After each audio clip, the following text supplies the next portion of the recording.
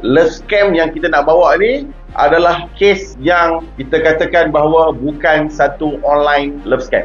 Dia adalah satu fizikal punya kes yang mana mangsa memang mempunyai hubungan dengan individu ini, di mana mangsa telah menanggung kerugian sebanyak RM240,600 kerana kita syak dia telah diperdaya dengan satu perniagaan peralatan perkhemahan yang tidak wujud.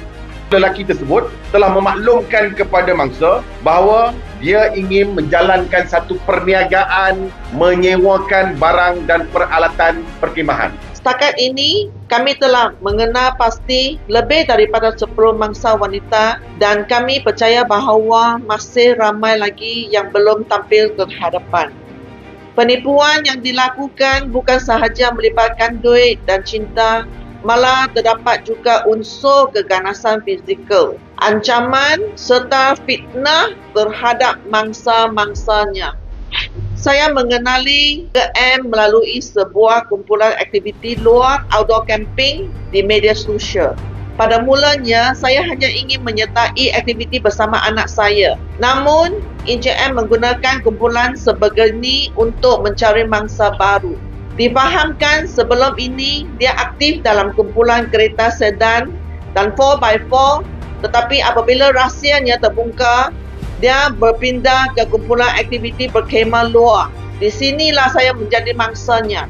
Dalam kurang dari 3 kali interaksi, dia mula memanggil saya sayang, dia, baby dan menghantar mesej manis setiap hari. Saya seorang ibu tunggal yang membesarkan anak lelaki saya seorang diri selama 18 tahun. Tidak pernah saya mendapat perhatian sebegitu. Dan dari situ saya mula termakan pujuk rayunya.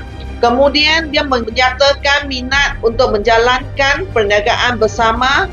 Kononnya projek kem latihan luar skala besar yang mendapat sokongan jabatan kerajaan.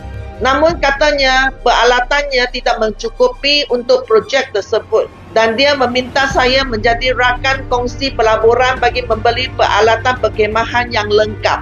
Saya telah melaburkan lebih kurang RM240,000 Malaysia. Namun selepas hampir setahun, saya tidak menerima 1 sen pun keuntungan. Apabila saya mula menyoal dan menyemak latar belakang projeknya, saya mendapati dia tidak pernah mendaftarkan syarikat secara sah. Dokumen perniagaan yang ditunjukkan adalah palsu. Resip pembelian peralatan perkhemahan juga palsu.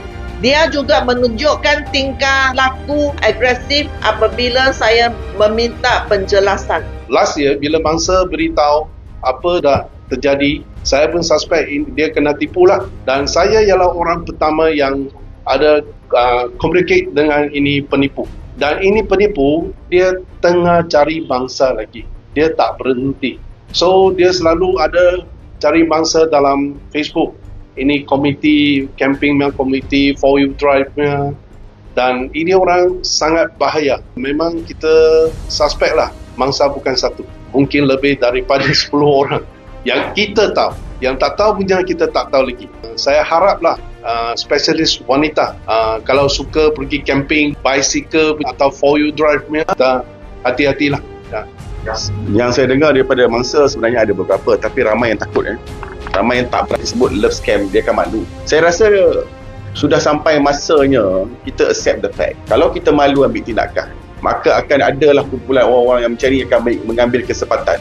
Saya secara peribadi, saya puji betul kerana mangsa berani ke depan. Sebenarnya, saya tahu ada lagi mangsa yang tidak mahu ke depan kerana stigma, malu, jaga reputasi.